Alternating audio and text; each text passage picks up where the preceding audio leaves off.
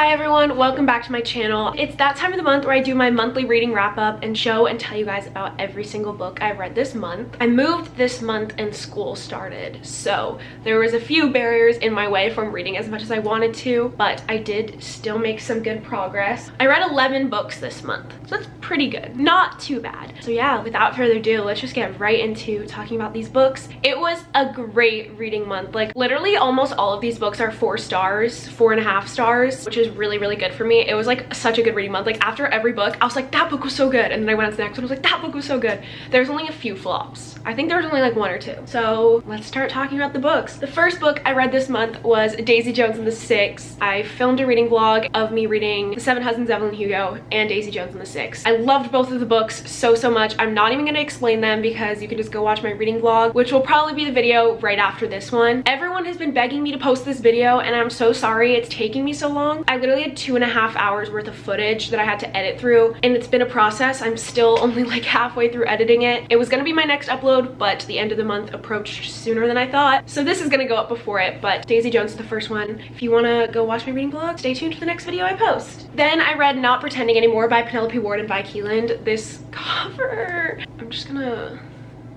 hold it like this, I guess, doesn't really help. This book is about Molly, and she needs a roommate and fast. She's a night doctor, night nurse. She works through the nights, I don't know, but she needs a roommate, so she starts holding like these interviews for all these different girls to move in, and all of a sudden this guy comes and she's like, this must be a mistake, I'm only looking for girl roommates. He is like, I need a place, I won't bother you, do you have any other candidates that are ahead of me? And she's like, no, everyone that I've interviewed is weird. And he ends up convincing her to let him move in. He does this by being like, I'm not even interested in you, I'm already in love with someone else. And the girl's like, okay, well, if he's not even gonna try anything, might as well. So he moves in and they start becoming really good friends, and they start talking about like their relationships. So Molly is seeking out a doctor at her work, and Declan is also like really obsessed with this girl at his job. So they both have like other partners they're pursuing, so they decide to use each other and like kind of fake date, fake flirt with each other in front of the person they're actually interested in to motivate them to get together. And obviously this fake flirting, fake dating, fake banter turned into like real jealousy and confusing feelings. I thought we were supposed to like someone else. Does he still like the other girl? Does she still like the other guy? I don't know. And we lived together, forced proximity. It was really good and I really enjoyed it. Then I read Twisted Games by Anna Huang. She actually sent me this, which is so cool, and she signed it. But I read Twisted Love last month, which is the first book, and then Twisted Games came out right after, which was like perfect timing. Twisted Games is a bodyguard romance, so royalty and bodyguard, and it's slow burn. They're in this like professional relationship for years before anything romantic happens. Obviously there's time jumps and stuff because the book is pretty long though, but I love this book. It was pretty like steamy, the tension between them and like the build up. He was very like professional and like wanted to stick to like just being her bodyguard, and she was dealing with a lot with having to leave college and move back to her like kingdom. And I really liked this couple and this relationship and their dynamic. It was really good. So thank you, Anna Huang, for sending me that. Then I read The Friend Zone. Everyone was recommending me this. I know it's part of like a companion novel series, so I'm gonna read it. I promise I'm gonna read the whole thing because this one was really good. It does have a trope I hate, which is I'm not being with you because I'm protecting you, but they did it in such a way that it kept me hooked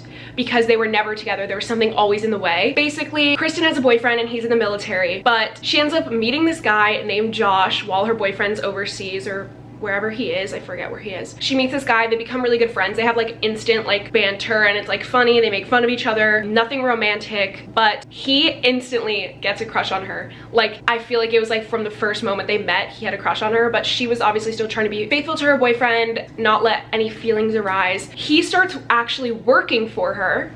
She's a business owner, so there's forced proximity. They hang out so much. Her best friend is dating his best friend. That's how they met and how they like are always around each other. Basically the whole plot of this book is he broke up with his long-term girlfriend because he wanted to start a family. He wants to have a lot of kids. His girlfriend wasn't ready for that. And then Kristen is keeping a secret from everyone that she was actually diagnosed and she isn't able to have children. When Kristen finds out why Josh left his ex-girlfriend, she convinces herself it's never gonna work between them. He deserves better than me. I can't give him what he wants. So she stays away from him at all costs, even though she like loves him so much. He doesn't know. She keeps this a secret that she can't have children, so he doesn't understand why she keeps pushing him away. This like impossible barrier that neither of them can change is in their way. It was really frustrating to read, but I loved the romance so much and will definitely be reading the rest of this companion novel series. It was my first book by this author and it was really good. Next, I read It Happened One Summer by Tessa Bailey. Tessa Bailey also sent me this, the author, which is so cool. Like, what?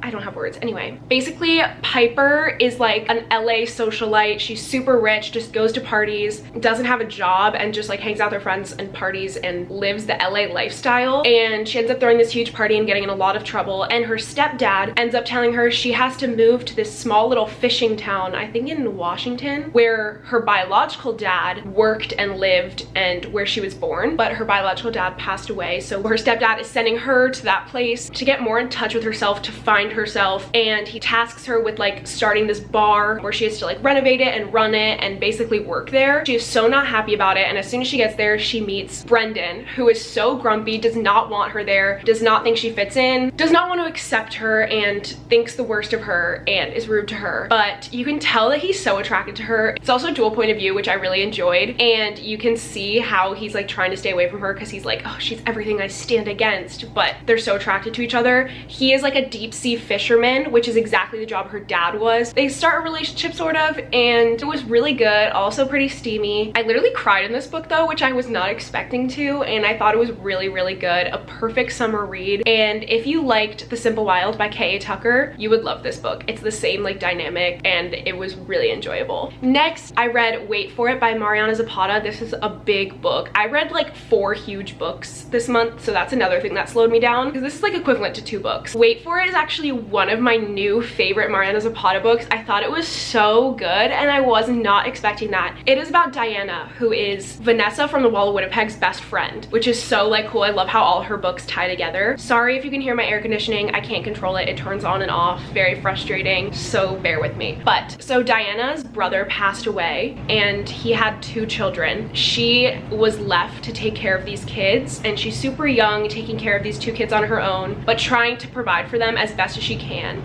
And they live in this nice little neighborhood in this nice little house until one day she hears screaming outside, and she goes outside and finds this man getting literally jumped. And so she helps him, breaks up everything that's going on, brings him inside his house, where she meets Dallas, who lives in that house, and it was actually his brother that was getting jumped. He's kind of just like, keep your brother in line, we're trying to keep our neighborhood safe.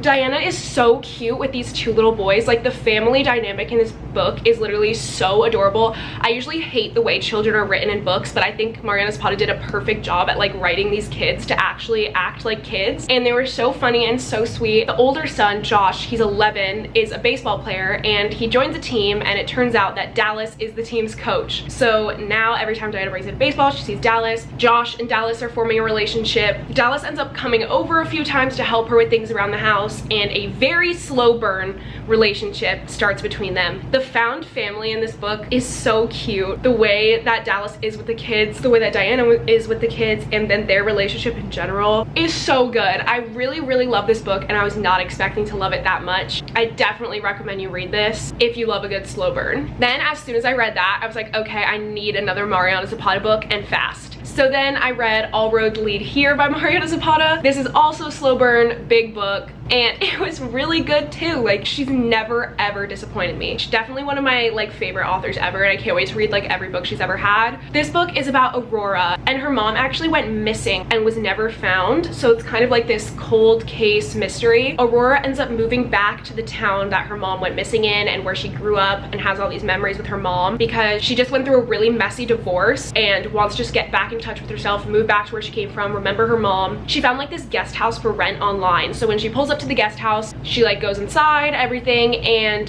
the homeowner actually comes in and is like, what are you doing in my house? And she's like, your house was up for rent. What do you mean, what am I doing? And he's like, my house is not up for rent. It was a whole miscommunication. And Rhodes, his name, that's literally in the title, Rhodes is actually a single parent to a teenage boy. And again, I usually don't love the single parent trope, but I loved it in this. So basically his son was the one that put the property up for rent without his knowledge, and at first he doesn't want her to stay at all. He's very rude to her, but then he ends up like letting it happen, and so she moves in, so there's forced proximity. She's like living kind of like in their yard, like in the guest house. She forms a super cute relationship with his son, and I think that's what like kind of made him notice her at first. And then they have a slow burn relationship, obviously. He's super protective of her, and this book was just really, really good and written really well. The development of their relationship felt very realistic. Their boundaries they set for each other and everything. I just really enjoyed it, and I would definitely recommend, as well as every Mariana Zapata book I've literally ever read. Next, I read Marriage for One by Ella Mays. This book is also really thick, slow burn, but so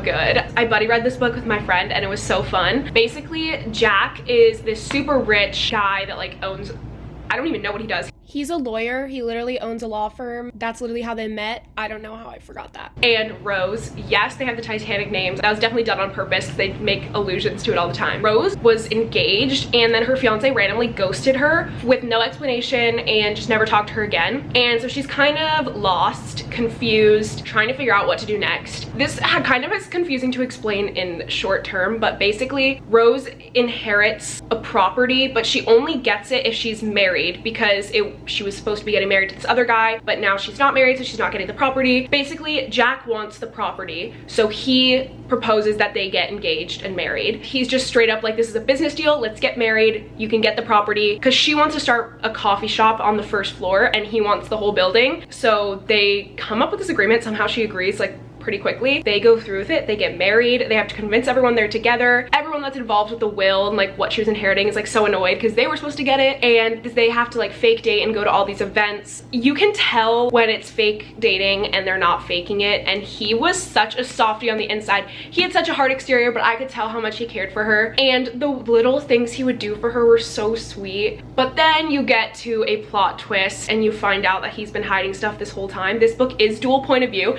This book reminded me if Mariana Zapata wrote dual point of view. That's what this was, which was like everything I could ever dream of and more. I can't wait to read more of Ella Mays' books, but basically you see that he's kind of hiding something the whole book and being like, when she finds out she's gonna hate me, and now they're actually falling for each other, and he's like, should I tell her now, but then I'm gonna lose her. So when you find out what he actually did, and then you're like, oh my god, and then you see how it ends up. But I loved this book so much. It was really good. Next, I read A Wish, Russ by Tilly Cole. This was one of the books that didn't really do it for me this month. It wasn't bad. I found it very, very, very predictable, and I don't like when books are really predictable. So basically, this book is about this boy named Cromwell. That was one thing I couldn't get past. His name was literally Cromwell. So every time I said it in my head, I was like, Cromwell? But it's because he's British. So like I think that's a British name, so it sounds different when I say it in my accent than how he probably says it. But in my head I was like, I've never heard that name. Anyway, he is like a DJ, EDM, huge famous DJ, and then he gets a scholarship to a music school in the US. He ends up taking it, but you don't know why. You're like, why would you take it? It's like for classical music. He's super brooding, and you can tell he's been through a lot and he's not healed from it. And when he gets to the school, he meets his roommate. His roommate seems like super like, oh, let's party, let's do this. They become instant friends. And then his roommate's sister gets involved, and she's the love interest. She's super into music, so they're both in the same program, they have the same classes together, and then they get paired to do a year-long project together, as you probably assumed. So now they're partners, they have to see each other all the time to work on this, but he refuses to help. He is like so anti-classical music. Bonnie is like, well, how did you get in this school if you don't even know how to play classical music? Why are you here? Basically, and he's like, I know how to play classical music, but I don't, and you find out why he doesn't, and everything involved with his family and shit like that. He has a lot of trauma. But then there's another turn, and classic Tilly Cole fashion, I knew that it was coming. And then towards the end, I felt like so much started happening, and I didn't really like it at the end. I was like, I predicted, first of all, every single thing that was gonna happen from like the second half on. And then the ending felt really repetitive and also wrong. Like, that's just not how I wanted the book to go. I kind of just predicted the entire thing. So that's what I didn't love about it, but it entertained me. Next book was an exciting one because I got sent an arc of The Legacy by Elle Kennedy, which comes out on September 21st. She sent it to like a bunch of book talkers, which was exciting. I read it in one sitting. I don't really know if I can give you a synopsis because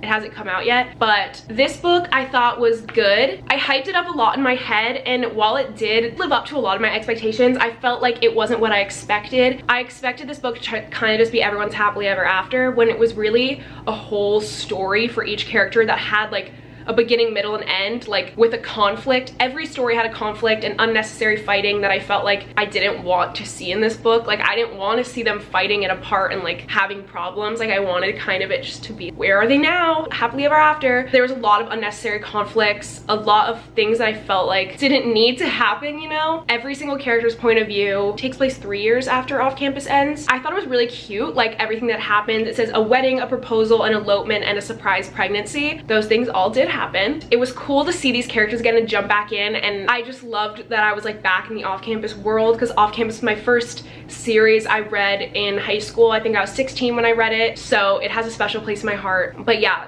another thing I didn't really like though was I felt like each story ended very abruptly, like each character's part. Like they alluded to a happily ever after, but you didn't get to see it. And I thought this book was, you were gonna see everything. And also the very ending, like the very ending of this book was super cute. I loved it. But I wanted all the characters to come together and there be a huge cohesive goodbye where I could like feel content and be like, okay, I got closure. But there wasn't like a moment where everyone came together at the end. Like I was expecting like a dinner scene, or they all went to an event together and they were all joking and laughing and reminiscing about the old times, but I didn't get that, and so I was kind of sad. But I think I was just looking forward to that because in the only other epilogue novel I've read is Some Kind of Perfect, and that epilogue novel is literally just perfect. Like I got so much closure from that. And while each couple in this did get like an ending, it wasn't like a cohesive ending altogether. You know what I mean? But yeah, this comes out September 21st, so that's The Legacy. And then the last book I read this month, I literally finished this morning, and perfect timing for this video, was Neon Gods by Katie Robert. I've heard that it's really good and really steamy. It is a Hades and Persephone retelling, so like Greek mythology vibes, but you don't need to know anything about Greek mythology to go into it. It's literally just a romance. So I was expecting some Song of Achilles vibes, which is not what this was, but I loved this book anyway. So while it was really, really steamy, probably one of the steamiest books I've ever read, it also had a really, really good relationship development. You watch them actually fall in love that had nothing to do with the like lust. That's why I really, really enjoyed it. It was so good. It's dual point of view. Hades is so misunderstood. He has such a bad reputation, but he is so soft and so caring, and just, oh, he was so sweet to her. And the way he fell for her, and you see it happen, and he kind of fell first, and then you see her realize her feelings, and there's a lot of conflict in this book. She's set to marry someone else, but I loved this book so much. I started last night and finished this morning, and I definitely recommend it. It was super good. So those were all of the books I read this month. I hope you enjoyed seeing everything I read. I have so many more book videos planned for the future. Thank you so much for watching. You can follow me on my other social medias, linked down below as always, and I'll see you in my next video very, very soon. Bye!